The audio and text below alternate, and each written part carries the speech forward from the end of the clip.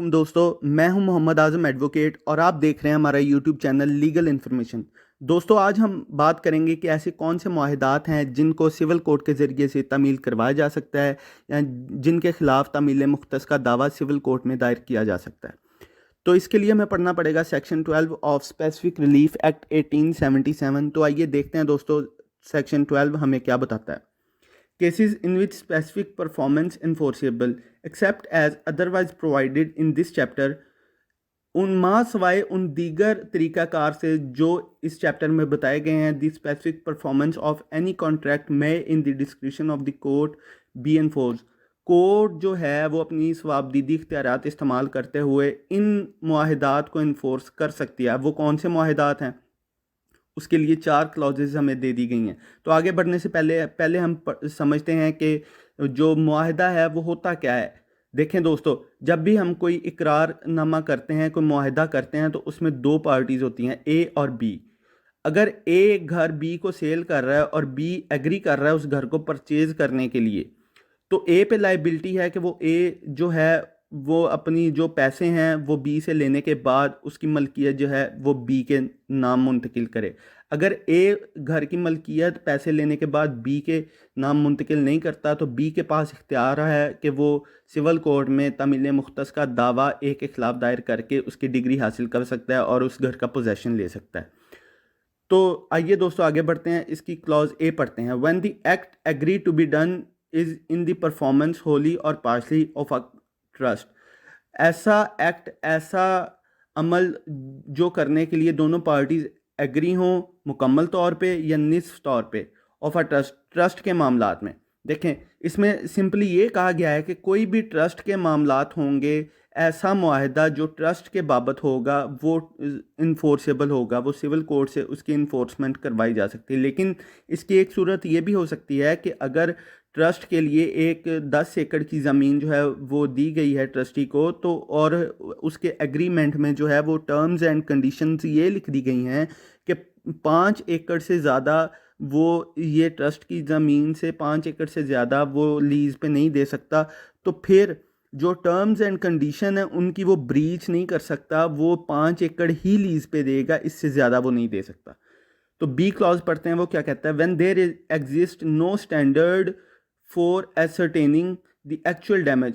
जब कोई ऐसा स्टैंडर्ड मौजूद ना हो मापने के लिए कि असल नुकसान क्या होगा, by non performance of the act agreed to be done. ऐसा अमल, ऐसा एग्रीमेंट बनाया गया है या ऐसा अमल जिसको हम अगर नहीं करते, जो टर्म्स एंड कंडीशन एग्रीमेंट में तय हो गई हैं, तो अगर उसके ना करने से जो असल नुकसान होगा, उस नुकसान को मापने के लिए कोई पैमाना मौजूद ना हो, तो उस मुआहदे की भी तामील करवाई जा सकती है, उस मुआहदे के ख़िलाफ़ भी तामील मुख्तस का दावा दायर किया जा सकता है।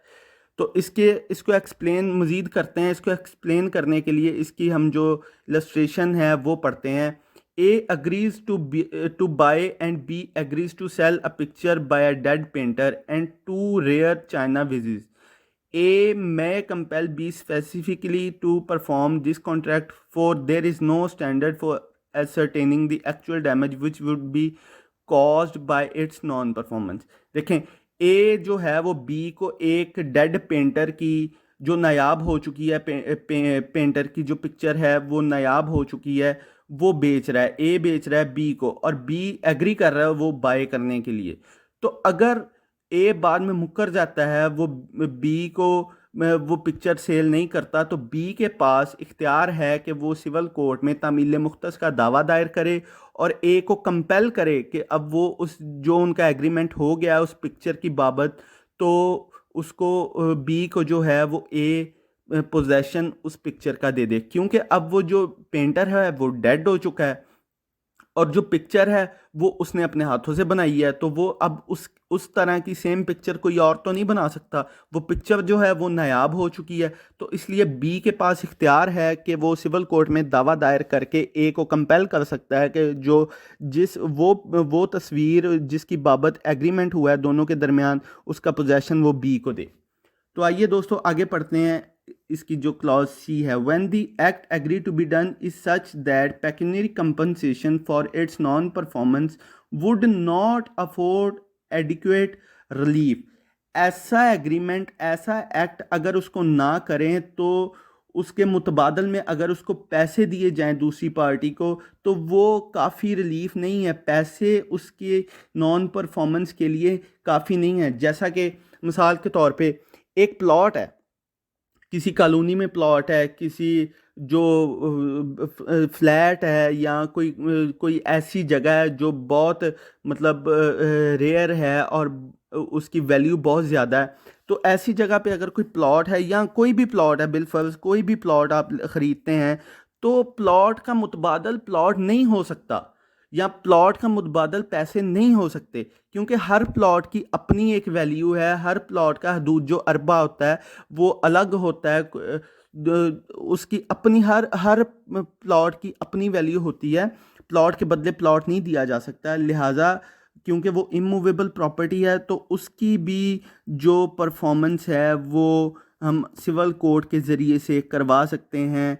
उसका भी इख्तियार सिविल कोर्ट को है। जो अग्रीव्ड पार्टी है वो तामील मुख्तस का दावा दायर करके स्पेसिफिक परफॉर्मेंस करवा सकती है सिविल कोर्ट से। तो अब हम पढ़ते हैं इसकी clause D. When it is probable that pecuniary compensation cannot be got for the non-performance of the act agreed to be done।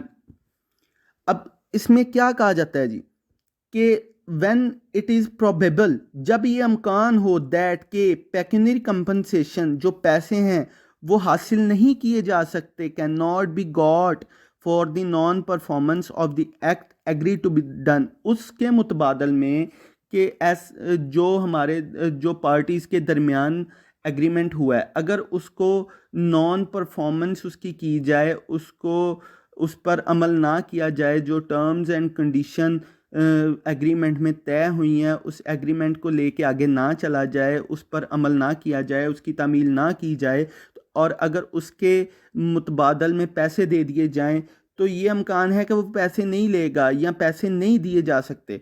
तो ऐसा कॉन्ट्रैक्ट जिसके मुतबादल में पैसे नहीं लिए जा सकते, या जिसका अमकान है कि जो पार्टी है वो पैसों को प्रेफर नहीं करेगी, उसको वो चीज़ ही चाहिए जिसकी बाबत दोनों पार्टीज़ में कॉन्ट्रैक्ट हुआ है, एग्रीमेंट हुआ है, तो ऐसा कॉन्ट्रैक्ट भी जो है वो भी इन्फोर्सिएबल बाय लॉ है। हम सिविल कोर्ट में उसका दावा दायर करके उसकी भी इन्फोर्समेंट करवा सकते हैं। तो आइए थोड़ी सी हम इलस्ट्रेशंस पढ़ते हैं कि इलस्ट्रेशन क्या कहती है जी। A contracts with B to sell him a house for Rs 1000। A जो है उसने बी के साथ कॉन्ट्रैक्ट किया है कि वो 1000 में एक जो है वो घर वो बी को सेल करेगा। B is entitled to a decree directing A to convey the house to him, he paying the purchase money. अब बी के पास इख्तियार है कि अगर जो ए है वो उसकी परफॉर्मेंस नहीं एग्रीमेंट की करता जो दोनों के दरमियान हुआ है बाबत घर के, तो बी के पास इख्तियार है कि वो सिविल कोर्ट में दावा दायर करके उसकी परफॉर्मेंस करवा सकता है, तामील करवा सकता है। बी अब क्या करेगा, बी तामील मुख्तस का दावा दायर करेगा, उसमें अपने जो टर्म्स एंड कंडीशंस दोनों पार्टीज़ के दरमियान तय हुई हैं वो बताएगा, अपने हिस्से की लाइबिलिटी बताएगा कि आया कि उसने जो टर्म्स एंड कंडीशन में एग्रीमेंट्स की उनमें तय हुआ था कि 1000 रुपया कंसिड्रेशन बी ने ए को पे करनी है, वो पे कर दी गई है। यानी अगर बी ने ए को कंसिड्रेशन जो 1000 रुपया मनी है, पैसे हैं, वो पे कर दिए हैं, तो ए पे लाजिम है, ए इज़ ड्यूटी बाउंड कि वो बी को उस घर का पोजेशन देगा और उसकी मलकियत जो है वो बी के नाम मुंतकिल करवाएगा। तो दोस्तों ये कुछ सूरतें हैं, ये कुछ मुआहदात हैं जिनको हम कोर्ट के ज़रिए से, सिविल कोर्ट के ज़रिए से हम इन्फोर्सेबल करवा सकते हैं। अब इसमें एक बेसिक लॉ है जो हमें लॉ बताता है कि इसको हम इमूवेबल जो प्रॉपर्टी है, कोई भी इमूवेबल प्रॉपर्टी है, जनरल प्रिंसिपल यही है कि जो इमूवेबल प्रॉपर्टी है उसको हम किसी भी तरीक़ा से मुतबादल उसके पैसे नहीं हो सकते, उसकी इन्फोर्समेंट ही होगी। जो भी एग्रीमेंट बाबत इमूवेबल प्रॉपर्टी होगी, घर होगा वो आपका, या आपकी फैक्ट्री होगी, या प्लॉट होगा, तो उसकी बाबत उसकी इन्फोर्समेंट ही होगी। उसके उसकी बाबत जो है हम पैसे नहीं ले सकते। इसकी एक एक्सप्लेनेशन है, मैं पढ़ देता हूँ। Unless and until the contrary is proved, the court shall presume, court is duty bound, कि कोर्ट जो ये प्रज्यूम करेगी that breach of a contract to transfer immovable property can not be adequately relieved by the compensation in money.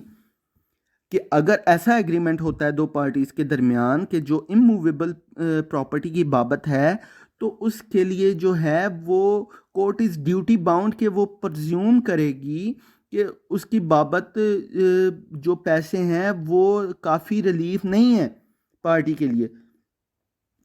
और इसकी दूसरी सूरत भी है कि अगर मूवेबल प्रॉपर्टी है तो उसकी बाबत कुछ सूरतें हैं कि हम जो ले लेते हैं उसमें पार्टीज़ को कोर्ट जो है वो कह देती है जी कि इसकी बाबत आपको जो कंपनसेशन इन मनी है, पैसे हैं, वो एडिक्वेट रिलीफ हो सकती है पार्टीज़ के लिए। जैसा कि बिल फ़र्ज़ हम एक शॉप पे जाते हैं कोई बुक ख़रीदने, कोई किताब ख़रीदने, हम एक दुकान पे जाते हैं, तो अब हमारा कॉन्ट्रैक्ट हो गया शॉपकीपर से कि हमने जी ये फ़लाँ किताब ख़रीदनी है और उसकी बाबत हमने दुकानदार को जो है वो पैसे देने हैं।